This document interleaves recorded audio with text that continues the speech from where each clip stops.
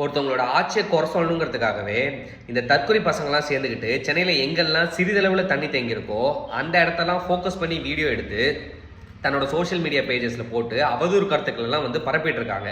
ஆக்சுவலாக உண்மை என்னன்னா, ஒவ்வொரு இடத்துலையுமே ஆயத்த பணிகள் நடந்துக்கிட்டு தான் இருக்குது.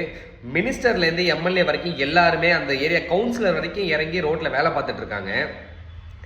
சின்ன அளவில் தண்ணி தேங்கி இருக்கிறத சுட்டி காட்டி ஜிஎஸ்டி சாலையில் வந்து போக்குவரத்து நெரிசல் ஏற்பட்டுட்டு அப்படின்னு சொல்கிறாங்க. உண்மையாக தண்ணி வெள்ளமாக தேங்கி இருந்ததுன்னா அந்த இடத்துல போக்குவரத்து இருந்திருக்காது, அந்த இடத்துல வாகனங்களை பயன்படுத்தியிருக்கவே முடியாது. உண்மையான வெள்ளம் எப்படி இருக்கும்னு சென்னையில் இருக்க அந்த மக்களுக்கு தெரியும். உணவு பொட்டலங்களுக்காகவும் உதவிகளுக்காகவும் வந்து மற்றவங்களை எதிர்பார்த்துட்டு இருந்த அந்த தருணத்தை கடந்து தான் அந்த மக்கள் இன்னைக்கு வந்திருக்காங்க.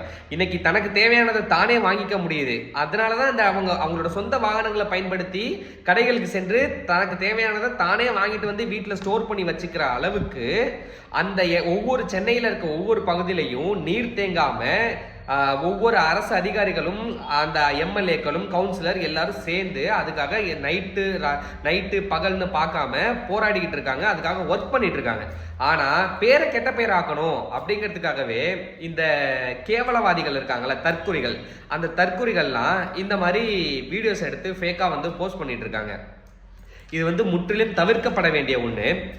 அதனால இந்த மாதிரி ஃபேக்கான விஷயங்கள்லாம் வந்து பார்த்துட்டு அது உண்மைத்தன்மை தெரியாமல் யாரும் வந்து நம்ப வேண்டாம், எதையும் நம்ப வேண்டாம்.